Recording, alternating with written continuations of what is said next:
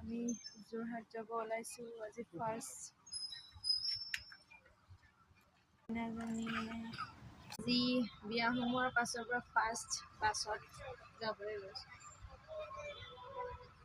বিয়া ওলাইছো আনো চা কেনেকুৱা লাগিছে বাছত উঠি ইমান ভাল লাগিছে আজি পুৱা স্কুলত যাওঁতে বাছত উঠিম দেই আয়ো বাই বাই মিছন চাৰিআলি